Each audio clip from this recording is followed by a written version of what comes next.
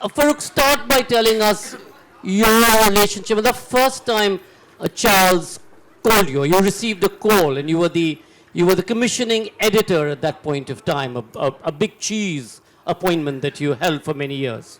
Well, I was sitting in my office in Victoria, in Channel 4 television offices, and it's a glass-paneled office in the style of Richard Rogers, who designed it. And one goes in and out as a commissioning editor. You know, you meet people, you sit in the canteen, you have a drink in a pub, you come back. And I came back after lunch one day, and my secretary said, Dolly, she used to call me Dolly Daydreams because I slept under the carpet sometimes. And she said, Dolly, there's a fella called Charles Sobhraj. He's called like 100 times, but he won't tell you what he wants, right? Because she inquires. She says, are you a director? Are you an actor? You know, what do you want? Are you proposing? You know, instead of wasting my time. So I said, Charles Sobhraj. He said, yeah, he's on the phone. I said, put him through. So she puts him through. And this voice comes, says, Mr. Dhondy, my name is Charles Sobhraj. You might have heard of me. And I said, you're the serial killer. And he said, you could put it that way. And complete with a French lip. I'm serious. My accent is not good, but there we go. Neither is my Cockney, but you know, I believe Queen Elizabeth's Cockney is quite good. She used to amuse her grandchildren with it. But he said, I said, what do you want? And he said, I've written my memoirs, and you were in college with my cousin Raj Advani. So I remembered Raj Advani from Pune, from my college days. And I said, how is Raj Advani your cousin? And he said, I'll tell you that later. And he said, you're the best man in Europe. And I said, well, in many ways I am. But which one did you mean?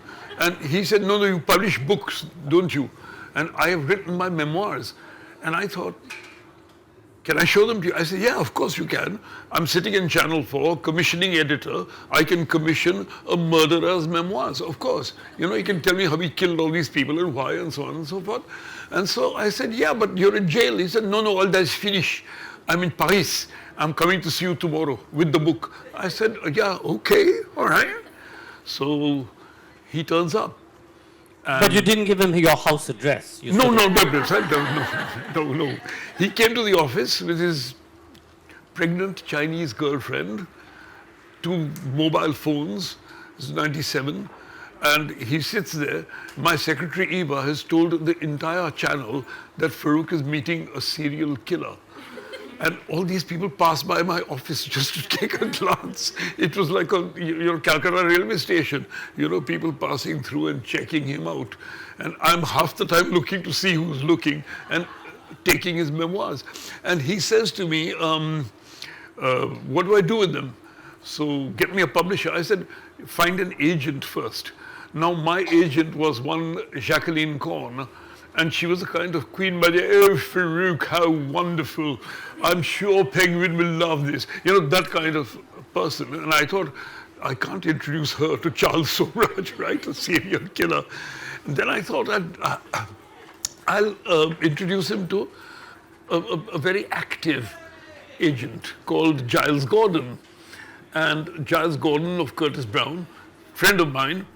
And I said to him, yes, I think I know the agent who will take you on. And Sobhraj says, like who? I said, Giles Gordon. He said, who is he? I said, he's Vikram Seth's agent. So Charles says, who's Vikram Seth? So, not a very literary person. So I said, well, forget who Vikram Seth is. He got £1 million last time. Oh, he said, that's my man. And he said, who is Giles Gordon? So I told him a story about Giles. Giles went to the Frankfurt Book Fair, and I know this story from him. And he went and sat in the most gossipy bar of publishers from around the world. And he had his briefcase with him. And he sat next to a girl who he knew was... Locked briefcase. It was locked, the briefcase. Yeah, I think so. You know, he said it. He sat next to this gossipy girl, and said, she said, so Charles, what do you have for us? And he said, your firm is too small for this. It's too big to handle what I've got. She said, go on, tell me. I said, no, I can't.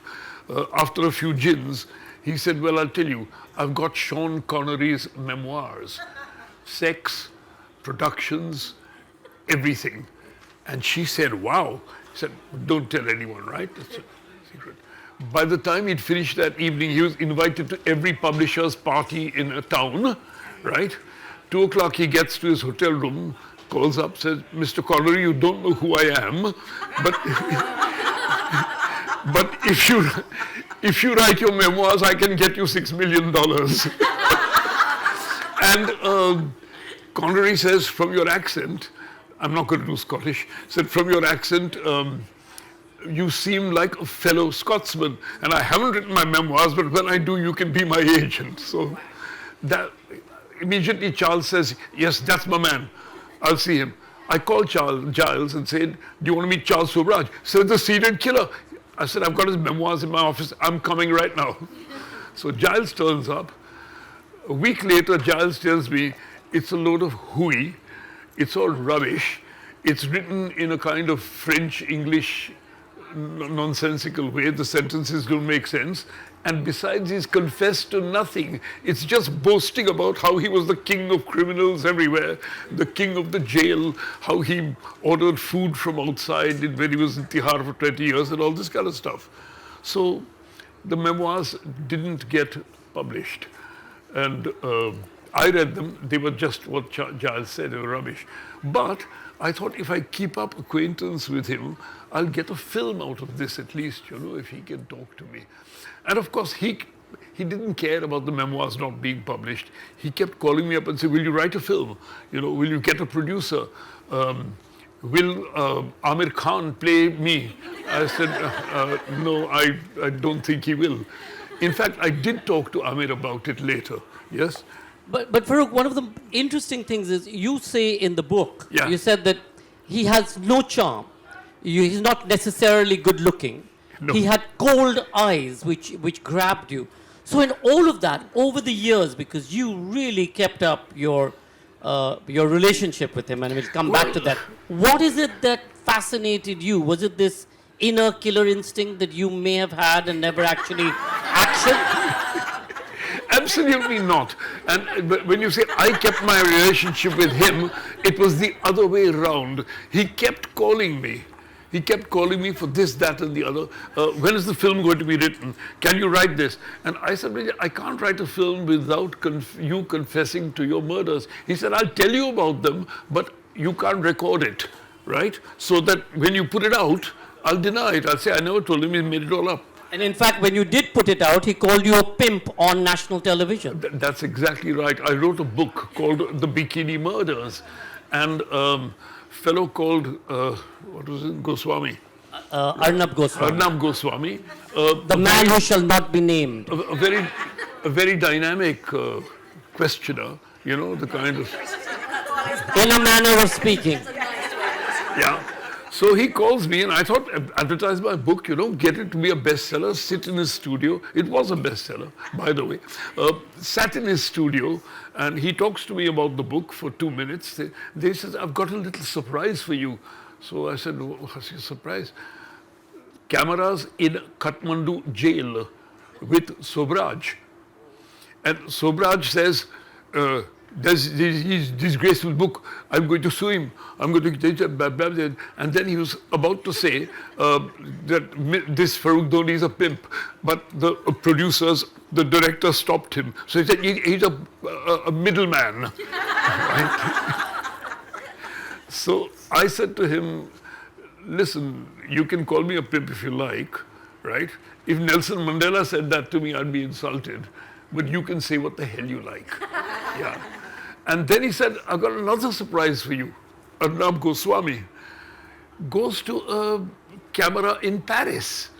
I don't know if they had that NDTV had the money or whatever he was. Times Now. Times Now. I went before Times Now, I think. Oh, then it was still NDTV. Yeah. That's And this lady comes on from Paris, and she said, I am Charles Sobhraj's lawyer, and we're going to sue you for everything you've got. I said, well, you can try. I've got nothing. So, do what you like. And then I said to her, now, do you know who this is? This is the wife of the jackal who is in jail. She is a lawyer who married the jackal. And I said she represented Milosevic, Saddam Hussein, and now Sobhraj. So he's in good company, right? And they can sue me if they like. But you in fact received a second very fascinating call from Kathmandu jail, where he wanted you to bring a particular balloon. Tell us about that. After he went, see, if anybody's seen The Serpent, the series, at the end of The Serpent it said, nobody knows why he went to Kathmandu, right? Wrong. I know why he went to Kathmandu, because I had something to do with it. And if you ask me the right questions, I'll tell them. We'll get to that. Tell us about the balloon Yes, instead.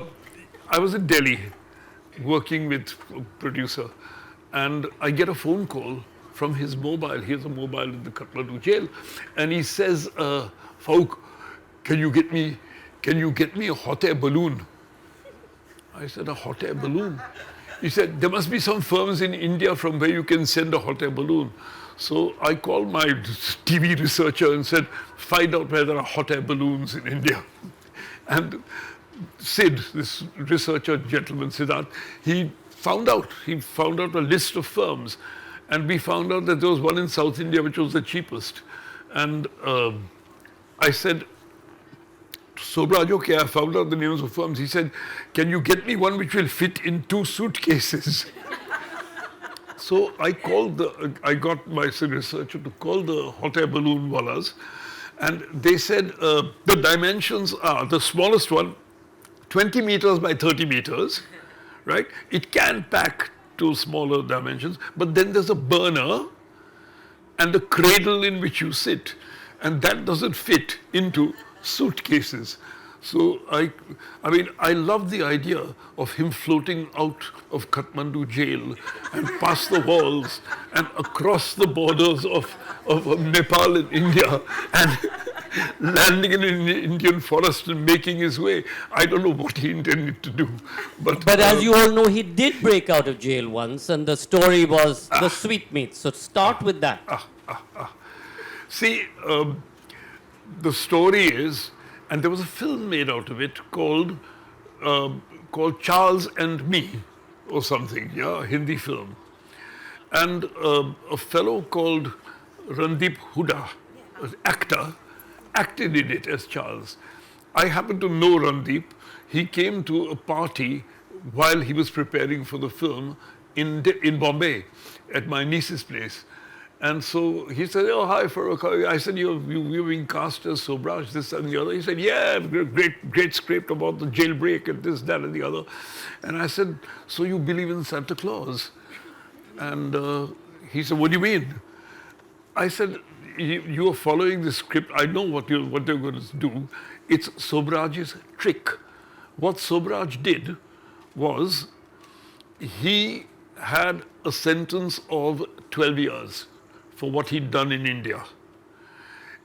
He wanted a sentence of 20 years because he was condemned to death in Thailand, and he wanted the statute of limitations to expire, so that if he spent 20 years in jail in India, then he couldn't be deported. Even if he was deported and sent back to Thailand, the statute of limitations apply, and the murder charge would be finished, and he wouldn't be executed, right? So he wanted these 8 years more. So the simplest way to do it was to escape from jail and be captured again. So what he did. It's not the first time he did this. He's done this. It's absolutely true. He said, he's always been one step ahead of the law. It's my birthday, and I'm going to get my friends. Some guy who used to be in jail with him, English guy, said they bribed the guards to allow a jeep to come in. So a jeep drives in to Tihar jail with bags of mithai, sweets, right? Laddus, this, that, and the other. All of them laced with sleeping pills, right? And so he tells the warders and the warden of the jail, you know, it's my birthday, rejoice, have the sweets, that. And the story is that all the warders go to sleep, including the jail warden and the deputy warden. And he then, and the guys at the gates, and he gets the keys from them, opens the gate, escapes, puts the key back through the post box. There's a car waiting for him, and he goes to Goa. Every newspaper in India had that story, right? It was a setup by Charles. When I told Charles that, you know, your sensational escape, I asked him two questions. One, how was it that all 200, 300 warders in the jail were all affected and everybody went to sleep, right? That's one question, it's pretty unlikely. Second question, why were you the only person that escaped that night? Why didn't, if the warders were asleep, why didn't everybody in the jail push off? He said, if you believe that, you believe any damn thing. The truth is, I had to protect the guys who let me out of jail, and I bribed them with my neighbor Raj Sethia in jail, right? He was a fraudster who was acquitted, by the way, so he's not a fraudster, so no libel. A millionaire fraudster. Yeah, millionaire fraudster. He supplied the guards at the gate with crores of rupees for their families and said, just open the door for it, let him out. So they let him out. And he said, that was the way I got away. He went to Goa, stayed there for 8-10 days, called his girlfriend, had a good time, and then he phoned up a copper, a policeman, who used to deal with stolen cars. Stolen cars, yeah. Yeah, in Bombay with him before he went to jail. And he told that guy, you want to be a hero? Take leave from the police, come to Goa, and I shall be at dinner at so-and-so place. At El Coquero, which became El famous Coquero. because... Please arrest me. You know, pretend to recognize me and arrest me. So this guy, this is what Charles told me, this guy who used to change number plates on stolen cars for him turned up and became a hero overnight for arresting Charles Sobhraj, who escaped from the jail. He got a promotion, the cop got a promotion, became famous, and Charles got his 8 years of sentence that he wanted. He rejoiced going back to jail to Tihar. Hi guys, you know. I'm back. In fact, Farrukh, the other person who he met in jail was Masood and actually saved his butt from being kicked in to death. And tell us how that sort of played out, including into the hijack later. Yes. What happened was, Sobhraj lived in what we call the luxury wing of Tihar, because he bribed people with diamonds, this, that, and the other. And he had a cell separate from the rest. And he had a bed with a luxurious mattress, a television set, mobile phones. And a fridge. A computer, fridge, everything. It's all modcoms. And one day, he heard a hell of a commotion from the main building. And he called the warder and said, Kya, what's going on? And he said, oh, there's this Pakistani terrorist who's been caught in Kashmir and sent to Tihar jail, and all the rapists, murderers and thieves are feeling patriotic about being Indian, so they're beating him up in the dining hall. I don't know how Sobhraj got the idea, but he went to the dining hall and looked down on the people, and everybody said, Charles, Charles, Charles, you know, quiet.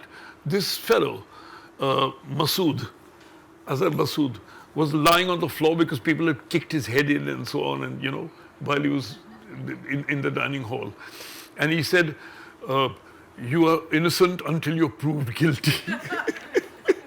That's the law. How dare you attack this fellow? And I'm taking him under my command and you know, under my protection. And if you touch him, you're answerable to me. So people said, oh my God, Charles Sobhraj. So he picked him up, sent him to the hospital, got him patched up, and told the warders, he has the next luxury cell to mine. So Azhar Masood, who is the head of Jaish-e-Mohammed now, right, moved into the cell next to his, and they used to watch television together, right? Masood and Sobhraj and Raj Sethia and whatnot, they still watched. One day on the news, it said there's been a huge roundup of Islamic terrorists, and so has been caught, and so has been caught. There's a raid here in America, and this. And various people killed as well. Yeah, there was all that in the news, and Masood's face fell, right? And so Sobhraj looks at him and says, "What's the matter? You know these people?" Masood said, "Yeah, they are my people." And he said, "Well, you can borrow my mobile phone and call them up and see." He said, "I better, my family's in danger, my friends are in danger," right? Masood takes the mobile phone, goes next door to his own cell, calls them up, and calls them for 2, 3, 4 hours, and then the phone goes dead. And he comes back and says, "This phone is," he said, "Yeah, it's run out of battery. I'll charge it and give it back to you, don't worry." That night, Sobhraj downloads all the numbers that Masood has called from the memory of the phone. And next day, he cuts his wrists and said, "I'm a hemophiliac and I'm going to bleed to death. Take me to the hospital." So the warders pick him up and take him to the hospital. He's not a hemophiliac at all, right? He just made himself bleed. Yeah. And he goes to the hospital and he tells the junior doctor, call the head of the hospital. He said, "Why?" He said, "I want to speak to Rajiv Gandhi." Said, "You what?" Said, "I want to speak to Rajiv Gandhi." So the head, "Why?" He says, "I've got information on terrorism. Yeah, worldwide terrorism." And so he's quite willing to betray Masood, right? And obviously Rajiv Gandhi is not coming to see him. But they do get in touch with some ministry, and 2, 3 guys from RAW, from the Indian CIA, they turn up and say, "Well, what have you got for us?" And he said, he makes some deal. He wanted a deal with Thailand, right? And he said he doesn't want to be extradited back to Thailand. If the foreign ministry, because there was a deal that was going through between India and Thailand. Yeah. He said the foreign ministry should cancel the deal with Thailand, right? And I will give you the information of phone numbers of international terrorism in the world. And they said, "Well, give it to us." They moved from the hospital to a safe house in Delhi. Yeah. And he said, "Unless you get the treaty done, I'm not going to give you the numbers," right? They go to the foreign office. And the foreign minister says, "I'm not dealing with Charles Sobhraj, bugger off," right? So there is no deal done with Charles. And he says, "I've got these 25 numbers, yeah, and I can give them to you, and I'll give you one just to show that I've got them."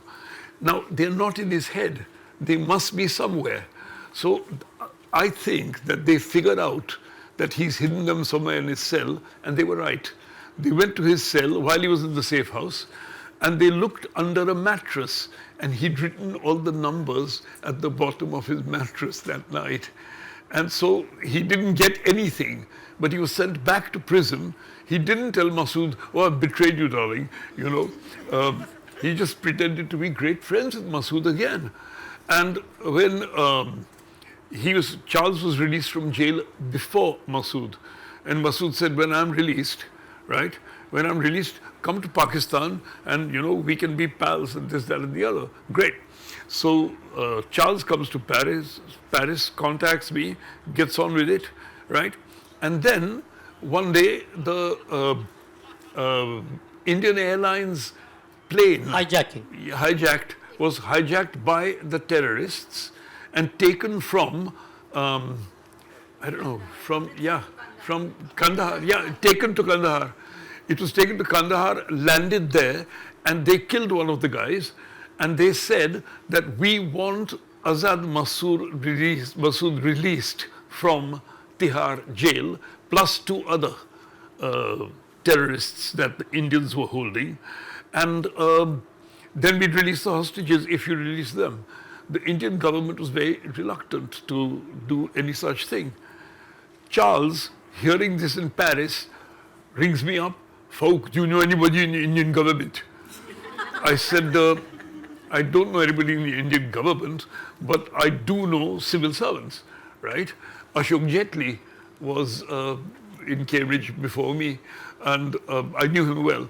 So Ashok and Jaya, and so I called Ashok and said, do you want a key to Azur Masood, who is running this whole hijack show? He said, yeah. So he called Jaswant Singh.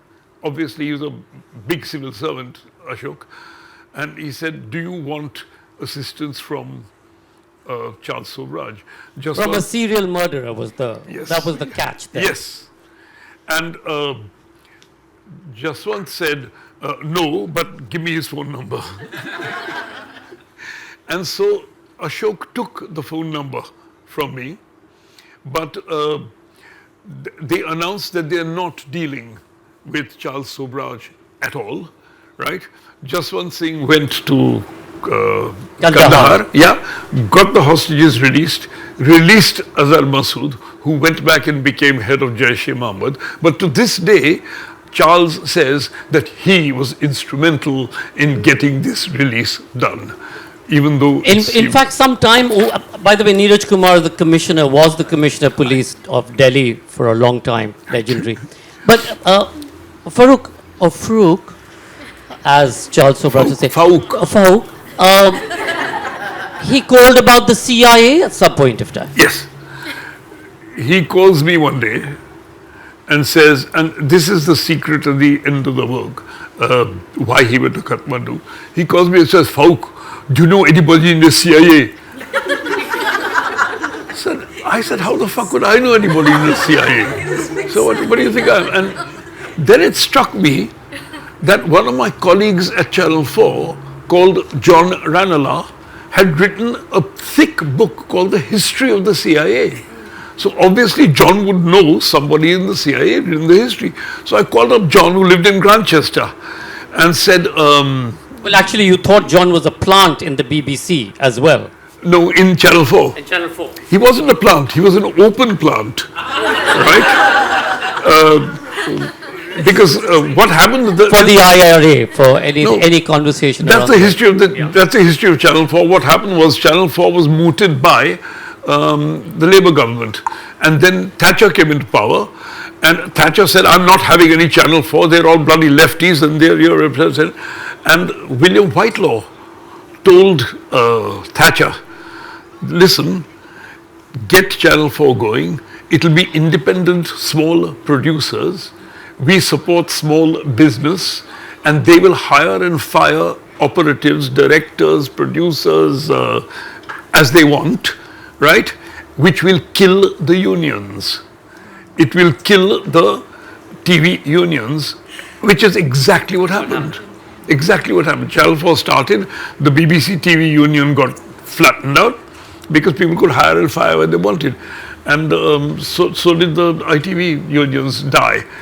So Channel 4, but Margaret said one thing, I won't have any nonsense talk. You can talk feminism or multiculturalism or any nonsense you like, right?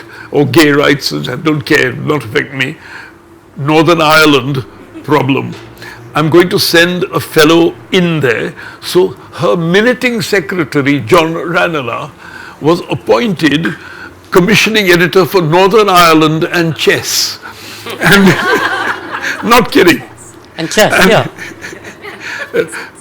Chess was a cover. The Northern Ireland was supposed to be, he would vet everything that went out about Northern Ireland. That's what he was there for, right?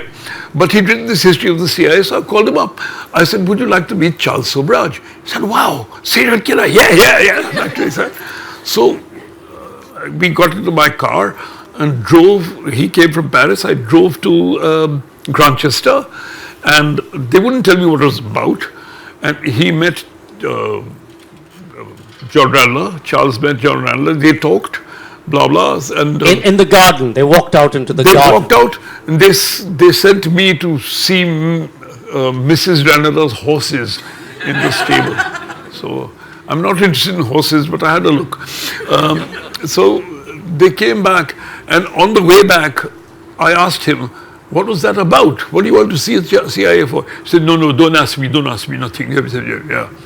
Chantal, his wife, who had, his ex-wife, had left her husband in America and come back to be with Charles Sobhraj after 22 years, after he had abandoned her in Afghanistan jail. Anyway, that's a different story. Yeah, that's a completely different story, and we'll come to that in a second, story. because there is a... So I asked Chantal, what the hell is he doing contacting the CIA? And she said, thanks you for giving him the contact, because he is arranging with the CIA to betray all the terrorists and people to whom he is selling arms through San Marino, drugs dealers, triads, all sorts of people who he is contacting. He'll betray them to the CIA, and then the CIA will give him American residence, change of name, and a pension for life. And Chantal says, I'm going to remarry him, and we're going to move to the United States and live happily ever after. But Farrukh, he wanted to set up the company with you for this gun running trade, with the antique business being the front of it. Exactly. Twist of the tail. He calls me up at 6 in the morning one day. I'm in bed, and said, what the fuck do you want at 6 in the morning? Said, I'm in London. Said, where? Said, I'm in a hotel on the motorway. I said, what hotel? What do you want? He said, you just come here. There's a hell of a in it for you. So I thought, is he going to confess? Has he found a producer for a film that I can write, or what? I said, okay, I'll go. Got to the car. I knew the hotel. It isn't a bloody hotel. It's a pub, mock Tudor pub on the M25. I've passed it 100 times and never stopped by there, right?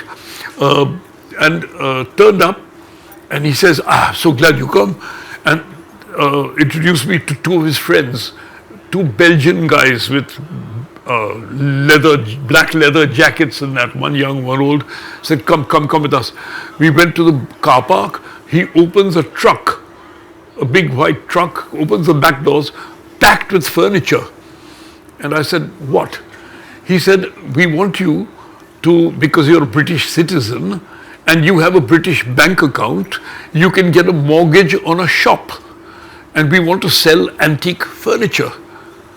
So I said, well, where in Camden Town or Portobello Road, or where people sell antiques? He said, no, anywhere. Just get a shop. And I said, why don't you? He said, I can't have French citizen and, no bad record. These are Belgians. You're a British citizen. You do it. I pay you £100,000. I said, you'll pay me £100,000 to lend my name on a mortgage, on a lease, on a shop.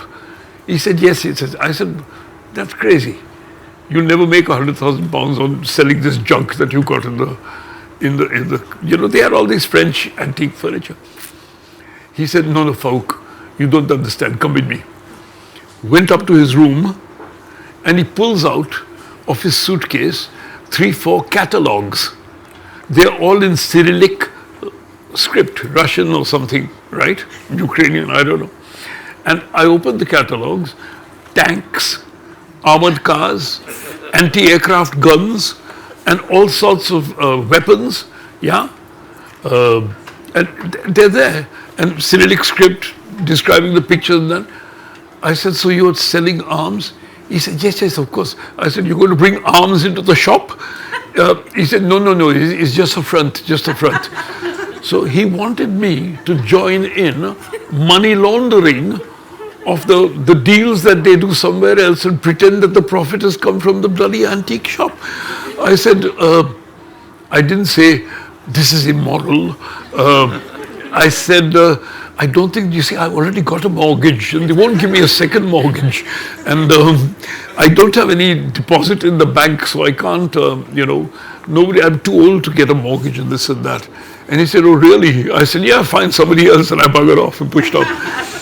Farrukh, the amazing thing is, all of these are wonderful teddy bear sort of stories which make him, quite empathetic. But he was a murderer. Yes. He murdered people. And yesterday when I was looking at Wikipedia, it says he murdered between 40 and 60 people, but there's Yes. no real indication of how 52. many. 52 people.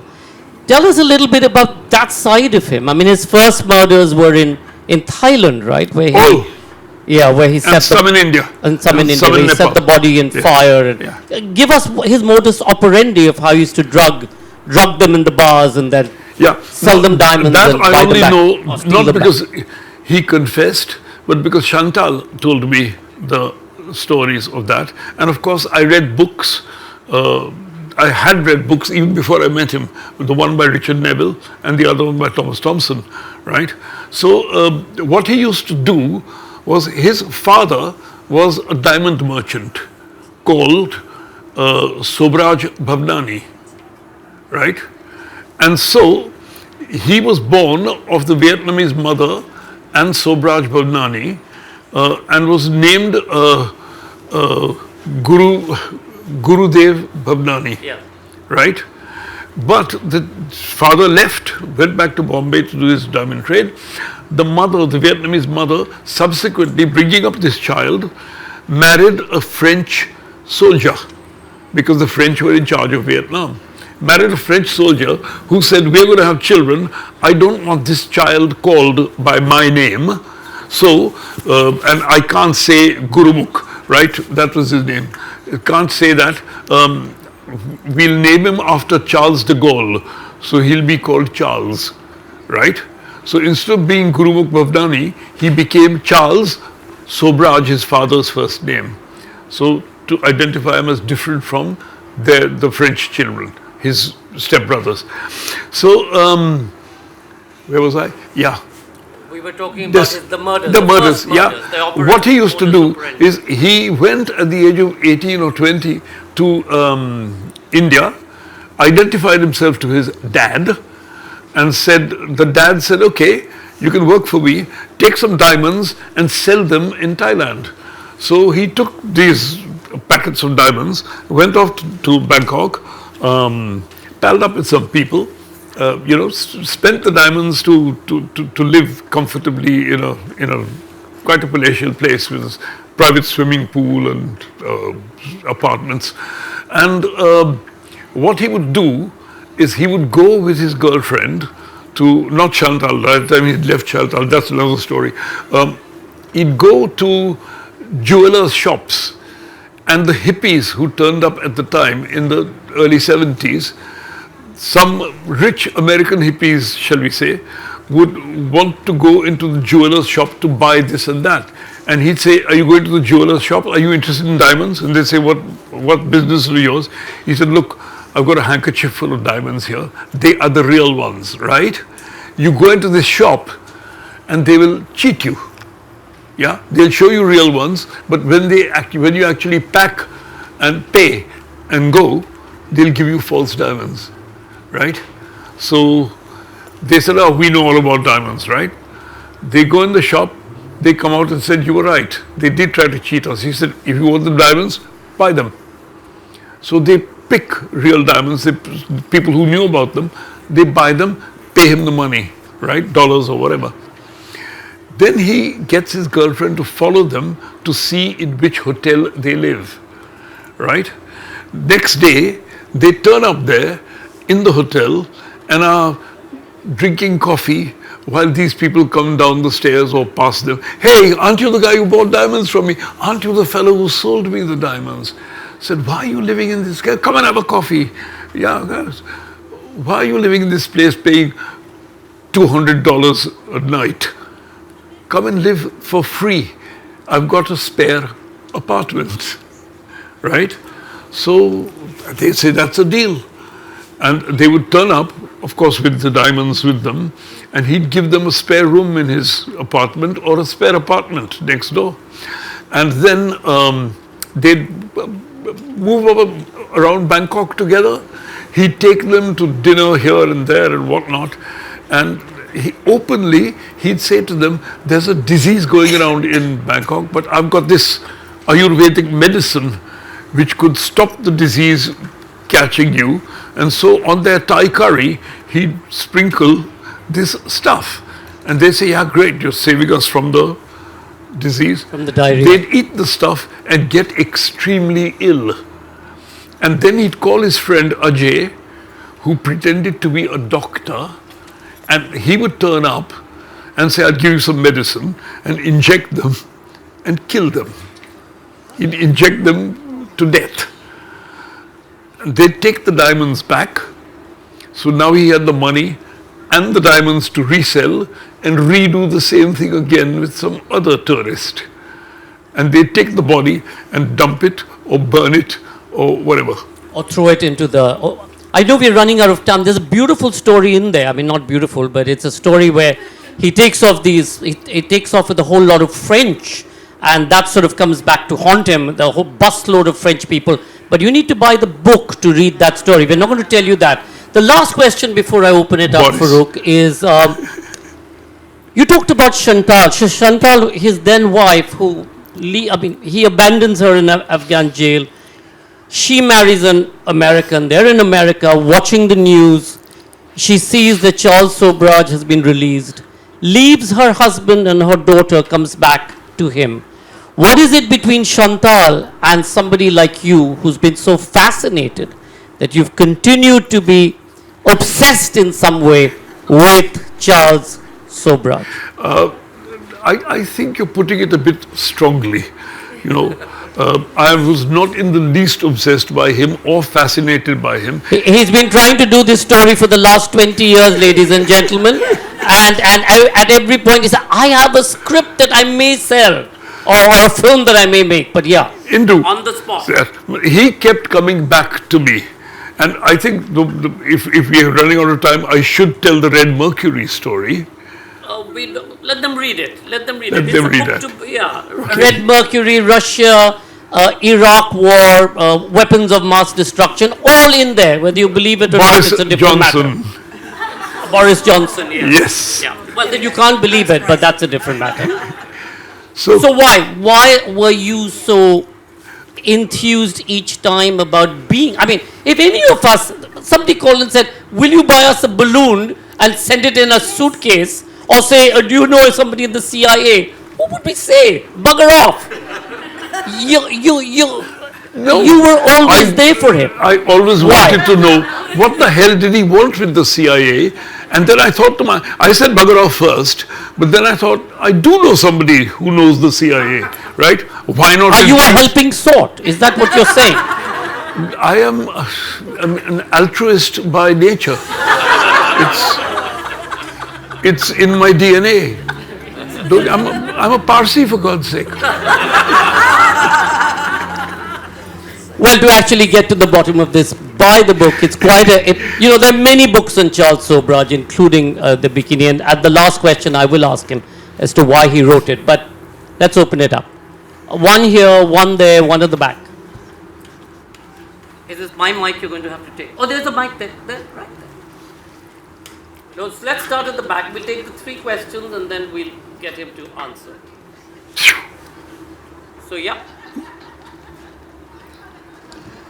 Hi. I don't know if you did answer it, but why did he go to Kathmandu? Why did he go to Kathmandu? That's one. Let's take the second one was Deepa in front. There was a third one somewhere. And Manjari, give her the mic. Yeah. And then come in front. You've spoken at length about Charles, and I've seen The Serpent as well, and over the years read about Charles. I'm going to be a little kinder than Sanjoy has been about your association. In your long and illustrious career, I'm sure you've come across several stories, and I would just say you've just been a great journalist by protecting your sources in being, what you have with Charles. There was something else in your career, the Phulan Devi, a bandit queen.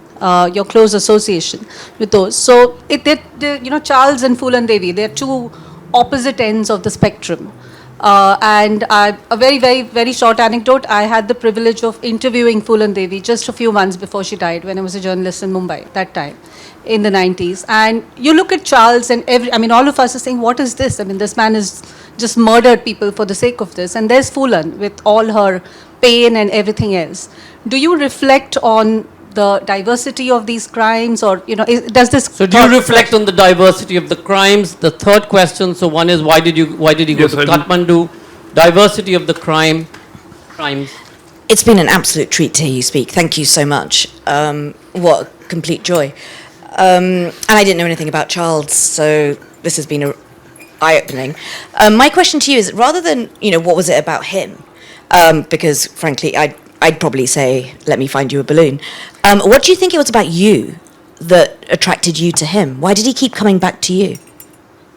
So why did he come back to you? Kathmandu, diverse, and I'll come to you in a second. Go for Okay, it. in which order? In Whichever you like. You can Okay. skip this question. Why You can did he try go read to it, but- Kathmandu? Right. He told me this, right? He wanted to make a deal. He had these armaments which he was selling from ex-Soviet dumps. So Belarusia, Ukraine, Kazakhstan, that they had ex-Soviet weaponry in dumps because the Russians had gone away and the Russians were developing new weapons and nuclear weapons, this, that and the other. So they left all this kind of stuff in their ex-Soviet countries. And mafia governments or people in the government were selling these off to dealers like Sobhraj from San Marino in Italy, which is a free port. And he was selling this stuff through Azhar Masood to the Taliban, right? He was selling these weapons. Azhar Masood introduced him. He went to Pakistan.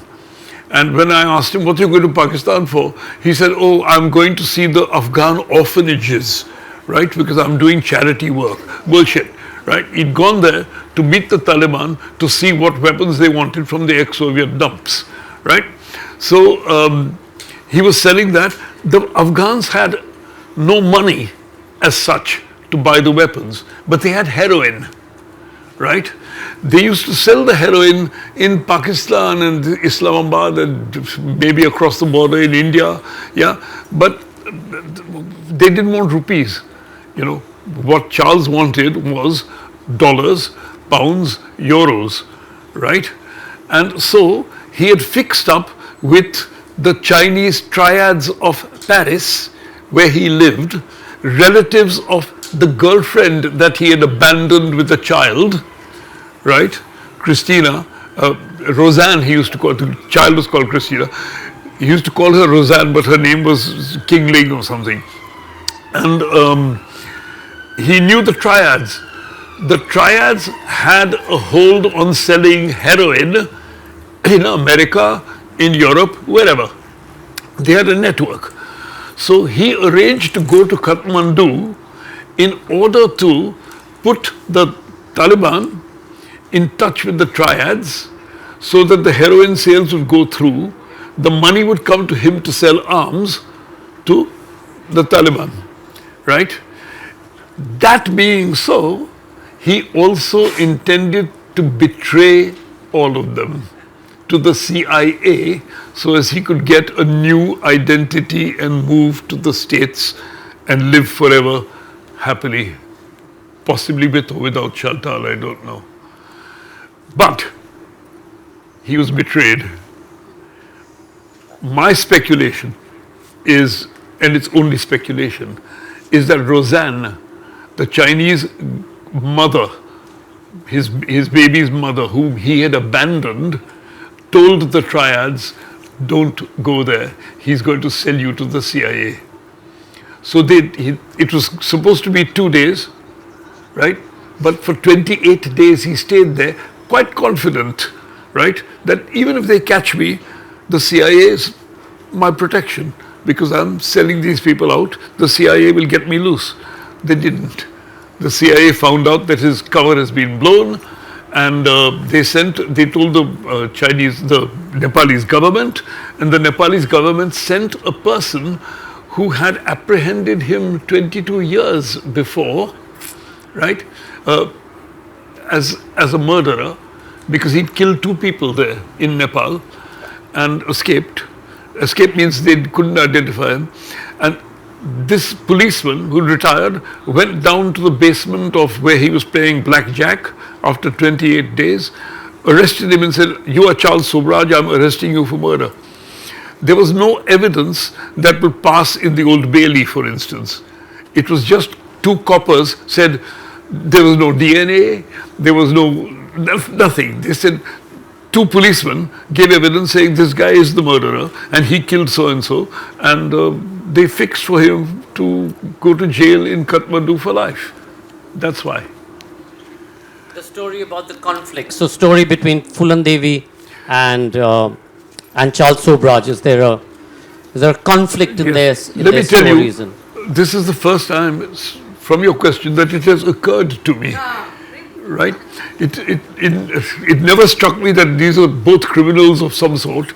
But thinking about it, Phulan Devi's story is the story of caste and sexism. And she conquers both of those with criminal intent.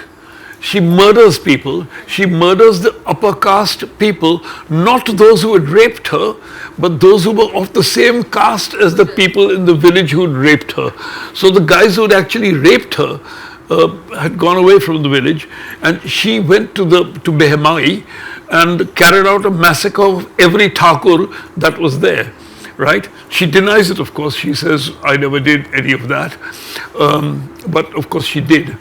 And that criminality is a societal, historic revenge of caste and of women who are treated in a particular way in the subcontinent. Yeah, perhaps elsewhere also, I wouldn't know. But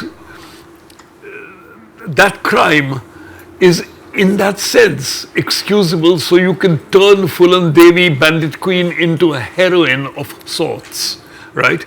You do recognize that she's killed people. You do recognize that she'd killed people who've done nothing to her, right? But she has taken a historical revenge. Charles is an existential, amoral killer. He sees, that's a damn good gold necklace. There's a problem with the gold necklace. There seems to be a human being attached to it. If I get rid of the human being, maybe I can have the necklace. Yeah, so he thinks like that. That was not Phulan Devi. Phulan Devi was full of rage. Yeah, so that's the distinction. Andipa's question was Right. your fascination. Why did he come back to me?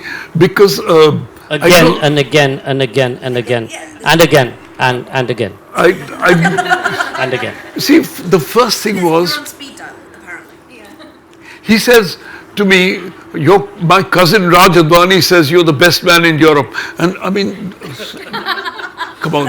It is what it is. It is what it is. Having said that, best man in Europe, do remember that it was Farrukh's script, a Bandit Queen, that Bobby Bedi, who also features in the book as a dodgy character, which is hysterical. Please. That was Farrukh's doing, and as many of you know, Bandit Queen nearly won the award at it won the award at Cannes, and it nearly won an Academy. It nearly won the Till the It big got falling cancelled. out where Phulan Devi wanted money and said that this is an authenticated story by me, and It's the rest nothing is to do history. with Phulan Devi, it's to do with another person whom I should Yes, not. we should. Who shall not be named? Who shall not be named? The last question here, and then we will close. Hi, thank you. I've also seen the Serpent, and really nice to hear your talk. What fascinates me also is these women that pine after Charles constantly, and Chantal, leaving her her husband and child to reconvene with him 22 years later. So from seeing these women, I mean, you can imagine, okay, it's his manipulation and also his charm. And he was probably psychologically abusive, understandably, and that's what kind of kept them in this psychological cage. Are there any particularities that you saw yourself interacting with these women, and how did you analyze their behavior and their interactions? Okay. Uh, in the Serpent, Chantal was called Jacqueline, right, with the child, and not represented quite as she is. Chantal was abandoned by him, right?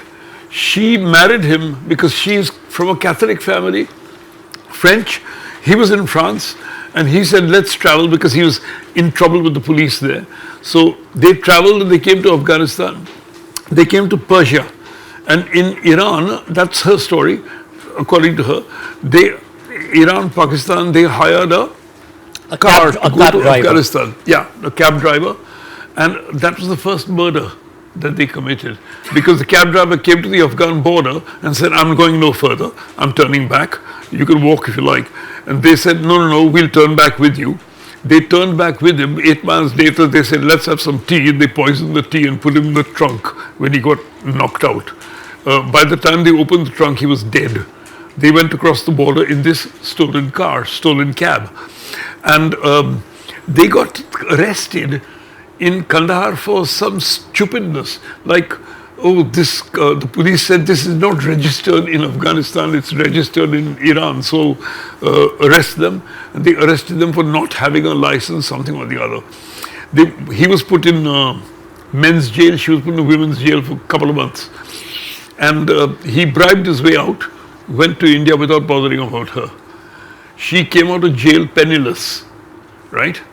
Without clothes, only prison clothes left, and the ones that she had wearing. So she sat on the streets of Afghan city, and an American hippie who was passing through said, what are you doing here? You know, white woman sitting on the streets. She said, I was hungry, nowhere to go, no money, no nothing. Said, I'll look after you. They palled up, came back to Bombay, and by that time they were good friends and more. And he said, forget Sobhraj, I'll marry you, and let's go to America. I'm a landscape gardener and an academic. So Mr. Harris, and she went with him and said, let's pick up my daughter from Paris from my parents. So she picked up Charles's daughter, Usha, and took her to New England, where Mr. Harris lived. And she made another daughter, Usha's younger sister, with Mr. Harris. And then, as he was saying, that one night, he was in 97, he was released, and he was being interviewed by Richard Neville on his release. 2 o'clock in the morning, it was 3 o'clock in the morning in New England. And she was sitting and watching the television, and her daughter, Usha, heard the television, said, what's going on? Went downstairs, saw the television and saw Mum in front of it. Mum immediately switched the television off. So, what are you doing? Said, I couldn't sleep, so I was just watching some nonsense. Usha didn't believe it, took the remote control, clicked it on, saw Charles saying, I never killed anybody, I'm not confessing anything, it would ruin my commerciality. That's what he said to Richard Neville. And Usha looked at the television, turned to Mum, saw her expression and said, that's my dad, isn't it? Because she'd been told that, yes, you had an Indian father, but he's dead. Usha saw this and said, that's my dad. Chantal didn't know what to say. Usha took the car keys, drove off that night, went to California, never came back. Soon after, Chantal abandoned the other daughter and Mr. Harris, came back to Paris to rejoin with the serial killer. Mr. Harris called me in my office at Channel 4 and said, you're encouraging these people. I said, I'm doing nothing, people. I never encouraged her to run away, and I'm not encouraging them in any way. I don't want, nothing personal. I'm not taking them to my house or giving them my address, It's not that. But that's what was her question? What was fascinating about him?